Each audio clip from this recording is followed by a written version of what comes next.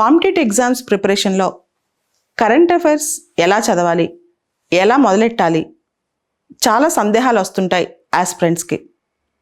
Current affairs అనేది ప్రవహించే నది లాంటిది.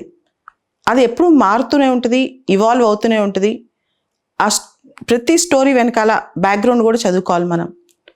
ఉదాహరణకి గత 2-3 రోజుల నుంచి కొన్ని కరెంట్ అఫైర్స్ చెప్తాను, అంటే ఎలా చదవాలనే అంశం మీద. అంతర్జాతీయ సంబంధాలు తీసుకోండి, చాలా డెవలప్మెంట్స్ వస్తున్నాయి. ఓ పక్క ఇండియా చైనా క్లాషెస్ అరుణాచల్ ప్రదేశ్లో. నిన్న మోడీ గారు పుతిన్ గారు ఫోన్లో మాట్లాడుకున్నారు.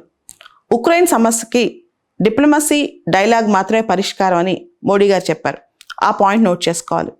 అంటే మన చుట్టుపక్కల దేశాలతో, చైనాతో అరుణాచల్ ప్రదేశ్, పుతిన్ మోడీ గారి phone call.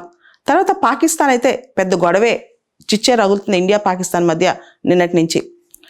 Pakistan foreign minister Indian ప్రధాని మీద చేసిన కామెంట్స్ చాలా హైలైట్ అయిపోయాయి. ఇండియా దానికి స్ట్రాంగ్గా రియాక్ట్ కూడా అయింది అనమాట. ఈరోజు దేశవ్యాప్తంగా ప్రొటెస్టులు చేయమని కూడా బీజేపీ పిలుపునిచ్చింది.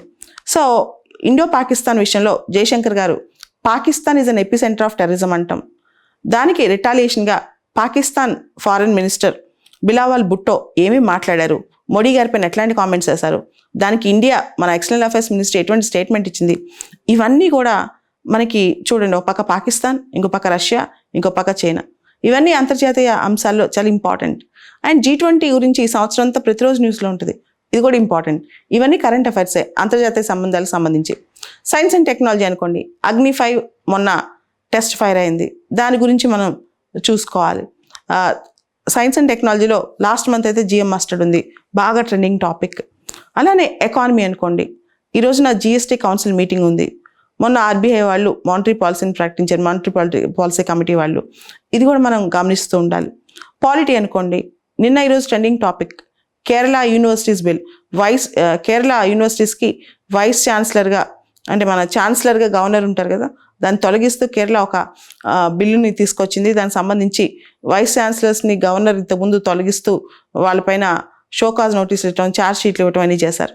సో ఇవన్నీ governor versus CM trending topic అనమాట. పాలిటీలో governor versus CM trending topic అయితే, గవర్నర్ వర్సెస్ గవర్నమెంట్. మనం హిస్టరీ అనుకోండి, హిస్టరీలో నిన్న నటరాజ ఐడల్స్ గురించి తమిళనాడు గవర్నమెంట్ ఆక్షన్ పెడుతుంటే వేరే కంట్రీలో ఆపేసింది అనమాట. సో నటరాజ ఈజ్ అంటే భారతదేశం ఐడల్స్ని స్టీల్ చేసుకెళ్ళి ప్రపంచవ్యాప్తంగా వేరే దేశాల్లో అమ్మేయటం, దీనికి సంబంధించి ఇది కరెంట్ అఫైర్స్. అలానే ఇంకొక ట్రెండింగ్ టాపిక్, బీహార్లో కల్తీ సారా తాగి దాదాపు 26 మంది చనిపోయారు. Bihar is a dry state, అక్కడ ప్రొహిబిషన్ ఉంది. సో ఇవన్నీ న్యూసే. కరెంట్ అఫైర్స్ అంటే ఏం చదవాలి అంటే పాలిటీ, హిస్టరీ, జాగ్రఫీ, ఎకానమీ, ఇవన్నీ కూడా మనకి ట్రెండింగ్ టాపిక్స్ అవుతాయి అన్నమాట. వీటిని మనం అబ్జర్వ్ చేస్తూ చదవాలి, దాని వెనకాల ఉన్న ఫ్యాక్ట్స్ని డీటెయిల్గా తీసుకోవాలి. దాంతోపాటు ఎన్విరాన్మెంట్ సంబంధించిన అంశాలు ఇప్పుడు రాజస్థాన్ ఉంది, గుజరాత్ ఉంది. ఈ సోలార్ పార్క్స్ కట్టడానికి, వైట్స్కి, వీటికి సోలార్ టెక్నాలజీ హార్నెస్ చేసుకోవడానికి గ్రేట్ ఇండియన్ బస్టర్డ్ని కాపాడుకోవటం, దానికి దీనికి లింక్ ఏంటి, ఇది ఇంపార్టెంట్. ఇట్లాంటివన్నీ అనమాట. ఇండియా రీసెంట్గా COP27లో మనకి లాంగ్ టర్మ్ లో ఎమిషన్ డెవలప్మెంట్ స్ట్రాటజీ అని చెప్పి ఒక స్ట్రాటజీని ప్రకటించింది. లాంగ్ టర్మ్ లో ఎమిషన్ స్ట్రాటజీ, అది ఇంపార్టెంట్ ఎగ్జామ్కి. ఇట్లా అన్ని సబ్జెక్ట్కి సంబంధించి, అన్ని ఆస్పెక్ట్స్కి సంబంధించి కరెంట్ అఫైర్స్ ప్రతిరోజు డైనమిక్గా పేపర్లోనే కలెక్ట్ చేస్తూ ఉండాలి. IR కావచ్చు, సైన్స్ అండ్ టెక్నాలజీ కావచ్చు, ఎకానమీ కావచ్చు, హిస్టరీ కావచ్చు, కొన్ని మిస్లేనియస్ టాపిక్స్ కూడా ఉంటుంటాయి, స్పోర్ట్స్, తర్వాత అవార్డ్స్, ఇలాంటివి కూడా చదువుతూ ఉండాలన్నమాట. ఇప్పుడు నోబెల్ ప్రైజెస్ అనౌన్స్ చేశారు, ఎందుకు అనౌన్స్ చేశారు, ఇవి కూడా కరెంట్ అఫైర్సే. సో కరెంట్ అఫైర్స్ 1.5 year ప్రాపర్గా ఫాలో అవుతూ దాని బ్యాక్గ్రౌండ్ రీసెర్చ్ చేస్తే, రోజు మొరక్కో న్యూస్లో ఉంటుంది, మొరక్కో రాజకీయాల గురించి న్యూస్లో ఉన్నాయి, మొరక్కో ఎక్కడుంది ముందు లొకేషన్ చూడాలి.